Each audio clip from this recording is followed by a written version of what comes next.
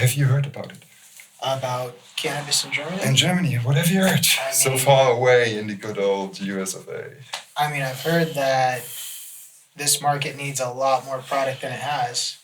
And, coming here, it reminds me of California, probably around 2010. There's a lot of, there's a lot of learning that we had to do. There's a lot of mistakes that we made trying to cultivate this plant and going through legal framework and everything.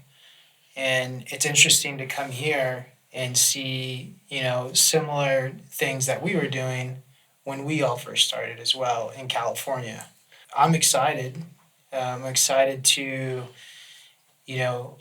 help guide the community and teach them everything that we did wrong before you guys don't have to do the same thing.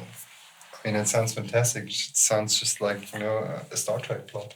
Yeah. Yeah. So what can you bring us in terms of culture, in terms of learnings that you had to go through? Yeah, so we all started in the traditional market in California under California Prop 215, where the framework was pretty gray. There was dispensaries in California, and those dispensaries had members similar to what you guys have. And we would produce for those members under California Prop 215. On the cultivation side, there was a lot of different style of growing, different techniques, and a lot of things that we had to learn on climate, irrigation, nutrients, of course, lighting, and layout and design and efficiencies. I think layout and design with irrigation is something that we learned a lot. And I think it's important not to overcomplicate something that doesn't need to be so complicated. And I go into a lot of facilities that were built in the early days in California, and I see a lot of really complicated systems. Some systems that, are meant to be in large scale commercial agriculture greenhouses, and they shouldn't be put in a 20,000 square foot building or that kind of application. So they're taking these, large complicated systems with irrigation and putting them in these buildings, and it really isn't designed for that. I think what's really important, for the community to know is, batch tank fertigation is really important when it comes to dosing systems. So I'm excited to teach, the community about irrigation and design. I think that's one. Techniques that we've learned when it comes to irrigation strategies that we've learned and monitoring the substrate. I think a lot of growers are really worried about what they're putting in, but not necessarily as concerned about what's in the substrate. And really what matters is what's in the substrate. What is the plant getting? And so I'm excited to teach about, monitoring substrate, which we talked about that today, right? Yeah. And how important that is, and how it really makes your life a lot easier when you understand what's in your substrate. And I think that's step one. And step two, when it comes to substrate, would be irrigation strategy, which is monitoring then your dry backs and pushing the plant and manipulating the plant to do what you want it to do. And when you talk to a lot of growers and you ask them what drives quality in cannabis, and they might say a great climate, a great nutrient line, a great light, but what we've learned in the United States and what we learned in California is what drives quality is stress. Stress on the plant drives quality. And with irrigation strategy and understanding what you're putting in that substrate and drying back, you can drive quality with that and not by adding some magical product that you buy at the hydro store that increases your terps 30%, right? You don't need that stuff. What you need to do is, or what we've learned that we from our past and making the mistakes is driving quality with irrigation strategy, substrate water content, and substrate EC, obviously with good climate and good lighting, but really is driving the stress of that plant. And that's how we're getting, some of the quality that we're seeing. So it's all about learning the basics and having an understanding of a practical application in the right system configuration.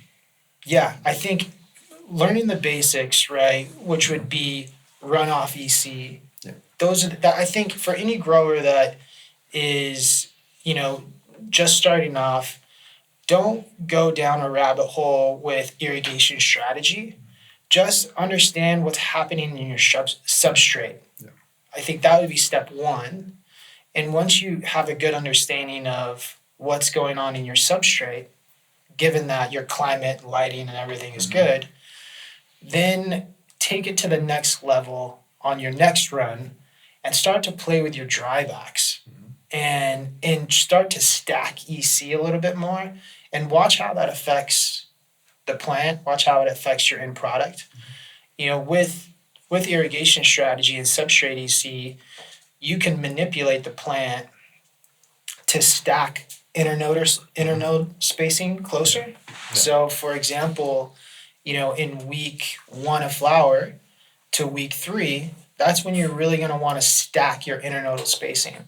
And you can do that by stacking EC in the media and driving a higher EC those first 2 to 3 weeks to get that to slow the growth of that plant and stack internodal spacing on the plant. So those little things, and that's a little bit more advanced, and that's why I think the first step to all new growers in this market is really understanding what's happening in your media and then play with it like that later on. So that you can figure out all of these like little incremental changes in order to get where you want to go. Right? To get the effect that you want. Yeah. That's really big. You were talking about culture and about cultivation. Yeah. Yeah. How and complex systems was also in the mix, and environment and the changes of that. Now, if we look at the USA from like our point of view here in Leipzig, in Germany, there are a lot of system changes in the USA right now that affects a lot of people within different industries. How would you evaluate the first 100 days or a little bit more of the new administration? How does it affect what you're doing? How does it affect the cannabis industry? Yeah, we went through a weird culture shift in especially in California, where I was growing. I started growing plants when I was 16, 15, 16. I was growing. And back in the early days, we would go to a hydroponics trade show, and we knew everybody. Back in 2007, 8, we'd walk in, and we those were all of our buddies, in California, up in Grass Valley, up north, Sacramento, Humboldt, down south in Southern California where I was at. That was a different crew of growers, Los Angeles, Inland Empire, and there's these pockets of communities, and it was real small, and everybody knew each other. That's where it all kind of started, right? And I just happened to be lucky and be in the right place at the right time, and knew the right people, and to where I was able to grow in this brand new California culture of cannabis cultivation, where trust was big. Your word meant a lot because the community was so small, and there was so much trust built into that because we're all doing transactions that under Prop California 215 were legal, but for the federal government, unlike what you guys have here in Germany, was not so legal. Um, and even though we're you know working within the law of California, there was definitely times where uh, people would go to jail and get hit or get raided by the federal government. And so with those transactions with individuals, there was a lot of trust, and and it's a small community. So if the trust was broken, you would hear about it, right? Because it was so small. Um, the culture, it built a culture of growers that we all came from the street.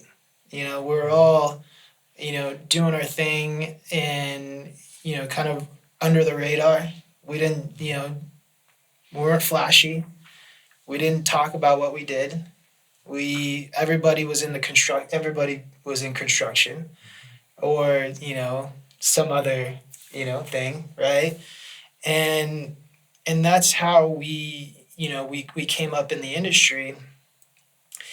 And so when we see another kind of group come in to an industry where we have been running low, being respectful, being honest, building trust, you know we it was weird because it got to a point where we'd go to a trade show, and I remember going to MJ BizCon and being like, I don't know anybody here.